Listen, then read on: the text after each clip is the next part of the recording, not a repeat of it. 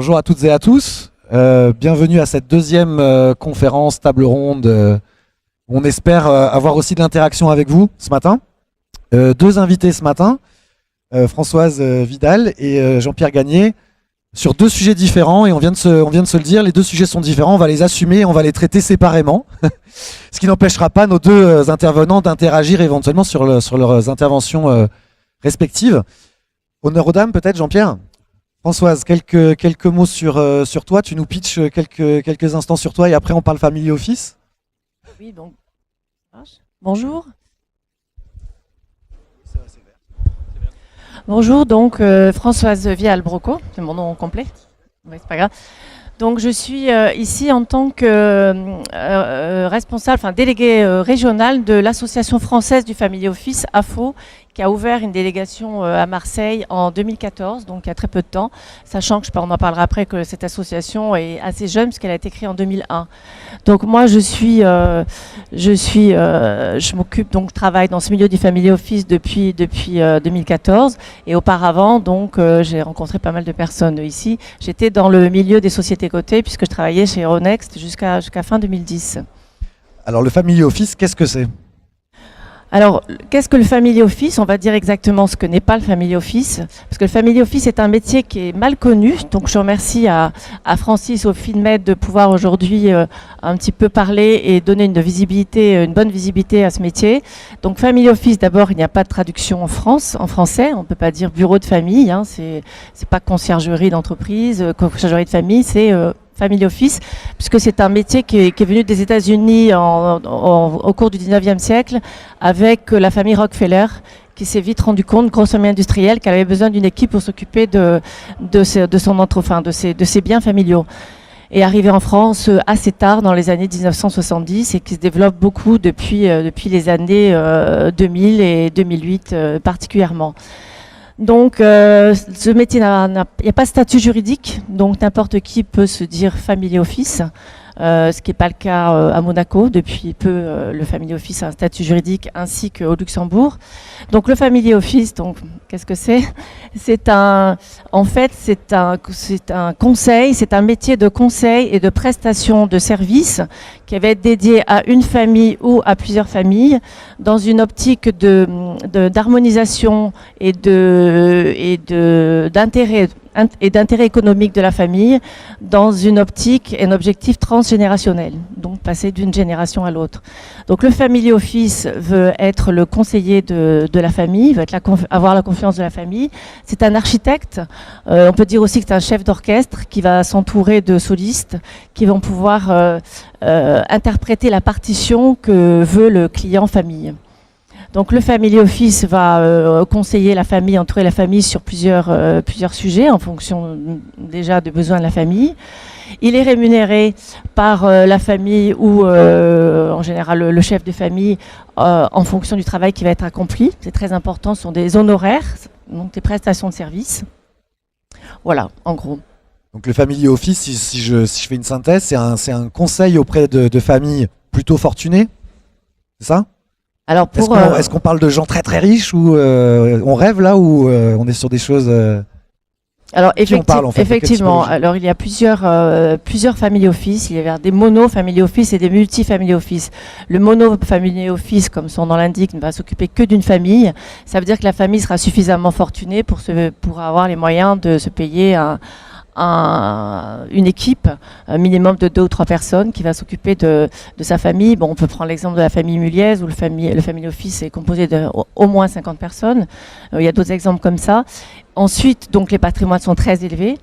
Ensuite, le multifamily office peut être soit indépendant, soit bancaire. Donc le multifamily office indépendant et bancaire vont s'occuper de plusieurs familles. Donc des familles qui ont des patrimoines un peu moins élevés. Alors pour parler de fourchette, on va pouvoir avoir recours à un multifamily office qui soit indépendant ou bancaire à partir d'une vingtaine de millions d'euros de patrimoine de rendement. À partir d'une vingtaine de millions d'euros, d'accord. C'est ce qu'elle vient de dire, hein. J'avais conscience que ce n'était pas forcément audible. On parle bien d'une vingtaine de millions d'euros. Alors pour en revenir à la problématique des gens qui sont en face de nous, qui sont potentiellement des start-upers, on va partir de ce principe-là en tout cas, de créateurs d'entreprises. qu'est-ce qu'un family office peut nous apporter en tant que start-upper, et puis aussi comment est-ce qu'on peut aborder un family office. Alors le family office va offrir plusieurs services à son client, donc des conseils en stratégie. Dans ces conseils en stratégie, donc une fois que la stratégie va être décidée avec la famille en fonction du profil, en fonction d'enjeux juridiques et fiscaux, en fonction d'appétence au risque ou non, en fonction de besoin de rendement ou pas besoin de rendement, en fonction de localisation en France ou à l'étranger. Donc une fois que cette stratégie va être mise en place, va être décidée, le family office va la mettre en place. Donc la mettre en place sur plusieurs niveaux. D'abord le conseiller en investissement immobilier. Donc que ce soit des hôtels, des immeubles, des appartements, etc. En investissement financier, donc tout ce qui est produits bancaires, assurance vie. Et en investissement private equity. Donc en private equity, donc investir directement dans les entreprises, ce sont des demandes qui sont de plus en plus importantes faites par les familles, donc qui vont avoir envie d'investir dans des entreprises. Qu'elles soient start-upeuses, c'est peut-être un peu plus compliqué, mais en fait c'est un marché qui se développe, un créneau qui se développe, ou des sociétés qui sont un petit peu plus matures. Et puis dernièrement, il y a aussi le conseil en investissement philanthropie en art et une grosse mission de gouvernance familiale qui va être organisée et offerte par le family office.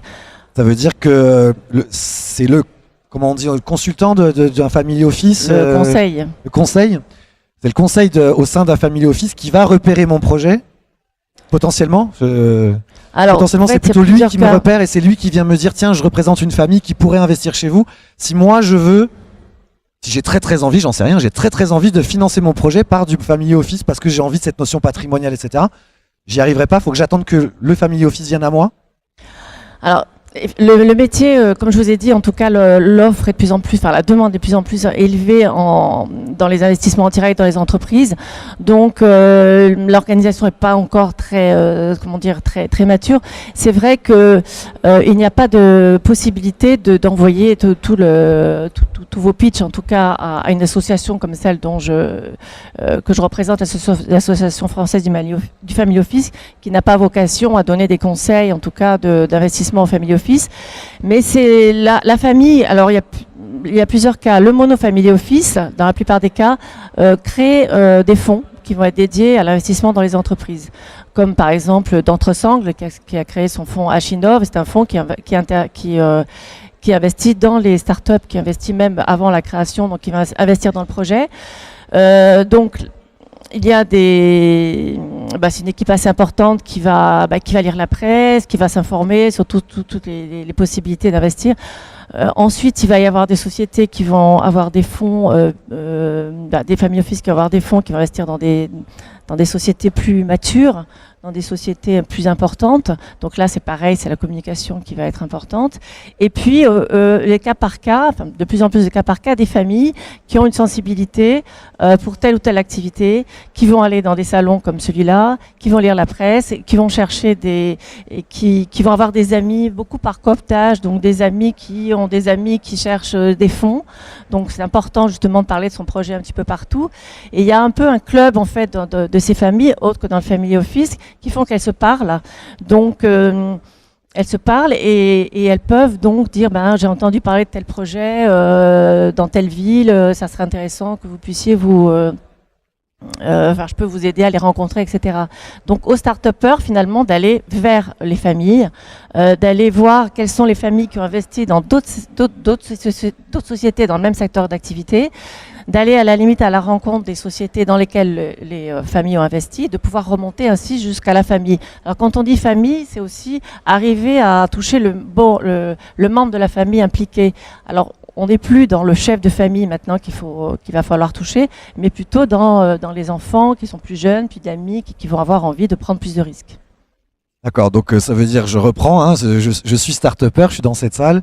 Pour pour être en contact avec un family office, il y a d'abord repérer les fondations, les fonds de dotation, tous ces outils-là. Il peut y avoir une famille derrière, pas systématiquement, mais c'est possible. Oui. Ça, je traduis. Pas des fonds de dotation, mais enfin les fonds, des fonds d'investissement. D'investissement, pardon, oui. Et sinon, il y a quelque part un marché caché, d'une certaine façon, du relationnel, être en capacité de pitcher à n'importe quel moment, y compris à quelqu'un dont on ne sait pas très bien qui c'est, parce que c'est un conseil de family office. Il y a une notion de confidentialité dans ce que je comprends. Alors c'est un métier qui est très confidentiel. Ouais.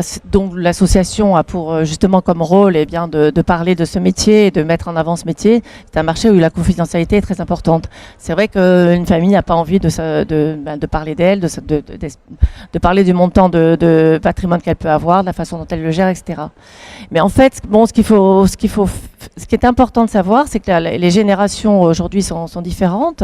Enfin, un transfert de génération. Et qu'il faut ne pas avoir peur d'aller à la rencontre des héritiers de famille et qui, eux, peuvent avoir une influence sur les investissements qui vont être faits par la famille. Ok. Merci Françoise. On peut remercier Françoise peut-être? Alors, une nouveauté, l'association française a sorti un ouvrage qui s'appelle La découverte du Family Office, donc qui vous explique exactement comment fonctionne ce marché. Donc si ça vous intéresse, j'en ai quelques exemplaires avec moi. Alors, on vient de parler de quelque chose de finalement assez confidentiel. Le mot confidentiel a été évoqué et a été sous-entendu à plusieurs reprises par Françoise. On va pas vraiment parler de confidentialité, quoique, malgré toute protection de données. Est-ce que bon, j'ai dit que je fais pas de passerelles qui n'ont pas vocation à l'être, mais malgré tout, la RGPD, donc c'est effectivement un autre sujet. C'est malgré tout une notion de protection de données, de la vie privée. De la vie privée. Donc Jean-Pierre, peut-être un petit pitch sur vous. Alors Jean-Pierre Gasnier, je suis avocat associé du cabinet Akeos, spécialiste en propriété intellectuelle et droit du numérique. Voilà. Et c'est à ce titre que je vais vous parler du RGPD. Alors pourquoi parler du RGPD, Règlement général sur la protection des données, et on devrait ajouter des données personnelles. Pourquoi parler du RGPD dans un salon dédié au financement et à l'investissement et à l'innovation? Tout simplement parce qu'aujourd'hui, les données, et notamment les données personnelles, le portefeuille client, représentent un asset essentiel des entreprises. Et parce que l'Union européenne, avec ce règlement sur la protection des données, a voulu créer la confiance dans l'économie numérique. Pour créer la confiance dans l'économie numérique, il faut que les consommateurs qui vont, par exemple, sur les sites, sur tous les outils digitaux, puissent être assurés quant au fait que leurs données personnelles ne partent pas n'importe où, ne soient pas utilisées n'importe comment. Alors, qu'est-ce que c'est qu'une donnée personnelle? C'est toute donnée qui permet directement ou indirectement d'identifier une personne. Un nom, un prénom, une photographie, un numéro de téléphone, une adresse email, ainsi qu'un ensemble de données qui ne sont pas forcément des données personnelles, mais qui, croisées entre elles, permettent d'identifier une personne. C'est ce qu'on appelle le profilage. Et on sait aujourd'hui que sur Internet, le profilage, c'est extrêmement utilisé.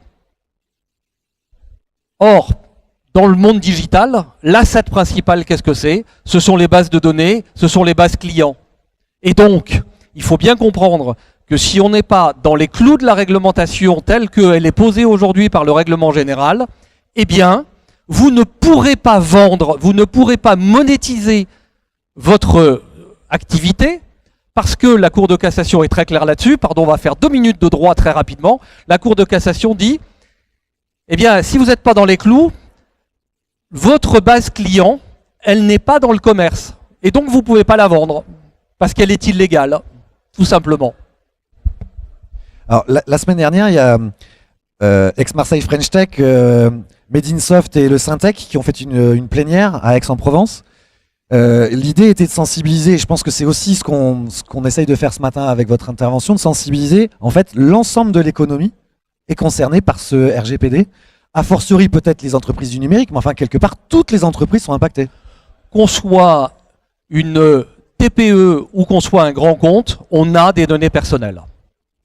Les données personnelles de vos salariés, les données personnelles de vos clients, les données personnelles de vos fournisseurs. À minima, vous avez là des données personnelles. Les données personnelles issues du profilage pour les activités numériques. Les données personnelles issues des activités de big data, par exemple, etc.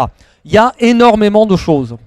Alors, il ne faut pas jouer à se faire peur. J'entends des gens qui vous parlent de... Et c'est vrai, augmentation des taux d'amende jusqu'à 4% du chiffre d'affaires mondial, jusqu'à 20 millions d'euros. C'est vrai. C'est pas ça qui doit faire peur et c'est pas ça qui doit motiver pour se mettre dans les clous du RGPD.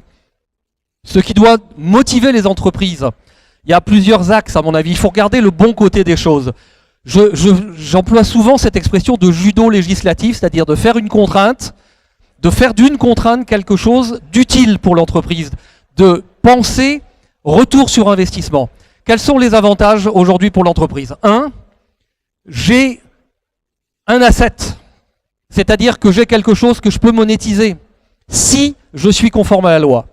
Deuxièmement, la possibilité, enfin pour des entreprises, d'être à jour sur la façon dont son système informatique, son réseau informatique est structuré. C'est pas négligeable. Qui fait quoi dans le réseau? Qu'est-ce qu'on fait avec les données qui sont dans le réseau? C'est un sacré avantage parce que quand on le sait, on peut se servir de ça et on peut en faire quelque chose de productif. Donc voilà des choses. Et troisièmement, l'image. On oublie souvent l'image. C'est fondamental pour une entreprise, qu'on soit une entreprise du numérique ou d'un autre secteur. Conserver l'image et donner l'image d'une entreprise sérieuse et fiable pour ses consommateurs, pour ses clients, c'est quand même un sacré capital. Alors je dirais qu'aujourd'hui le risque le plus grand, parce qu'il faut aussi parler des risques, c'est pas les 20%, les 20 millions d'euros, c'est pas les 4% de chiffre d'affaires mondial. Le risque, c'est l'action de groupe de vos clients ou de vos salariés qui vont considérer que vous n'êtes pas dans les clous du règlement et qui vont agir contre l'entreprise. Et une action de groupe, même si c'est 500 € par personne, quand vous multipliez par le nombre de personnes, ça peut faire très mal. Sans compter la perte d'image. Et que pensez-vous de ce qu'on pourrait penser spontanément, se dire oh, après tout, moi je suis une toute petite structure, au mieux j'aurai 2 salariés dans 6 mois ou dans 1 an, je peux m'en passer, c'est pas mon sujet, c'est pas ma priorité c'est mon business. Et je laisse tomber ça. Vous savez, parfois on peut avoir un peu tendance, y compris dans le sud de la France et y compris à Marseille, on peut avoir tendance à se dire oh, bah, la voiture, je peux la garer sur le passage clouté, il n'y a jamais un flic qui passe. Il y aura un flic qui va passer là? Ah ben oui, il y aura un flic. Alors, il faut savoir, par exemple, que dans le monde du numérique, déjà, la CNIL fait des sondages très très régulièrement sur les sites. Très régulièrement. Donc déjà, mieux vaut être un peu dans les clous. La CNIL s'est renforcée aujourd'hui en nombre de salariés pour être en mesure d'intervenir auprès des entreprises. Donc il faut savoir que oui, le gendarme est là. Mais le principal gendarme, c'est ce que je disais, c'est pas tant la CNIL, ce sont vos clients, vos fournisseurs, vos salariés. Alors autant être dans les clous. Et puis c'est surtout l'opportunité, justement parce qu'on est une TPE, justement parce qu'on est au démarrage d'une activité, de se mettre tout de suite dans les clous, de prendre tout de suite les bonnes pratiques, de prendre tout de suite les bonnes habitudes pour ne pas être surpris quand on va grossir. Pourquoi? Parce que quand on va grossir, on va faire appel à des investisseurs, family office ou autres, qui sont au courant, qui vont faire des audits d'acquisition et qui vont aller regarder si vous êtes dans les clous. Et si vous n'êtes pas dans les clous, ça va se traduire très classiquement, baisse du ticket d'entrée, augmentation des garanties d'actifs et de passifs, voire une cession ou une entrée au capital qui ne se fera pas. Bon, bah on a compris, hein. On sait ce qu'il nous reste à faire. Jean-Pierre, on vous remercie. Mais je vous en prie, avec plaisir. Merci Jean-Pierre. Merci Françoise, merci Jean-Pierre. Voilà, bah on m'a donné l'antenne avec 15 minutes de retard, je la rends avec 15 minutes de retard. Voilà, je suis parfait, merci.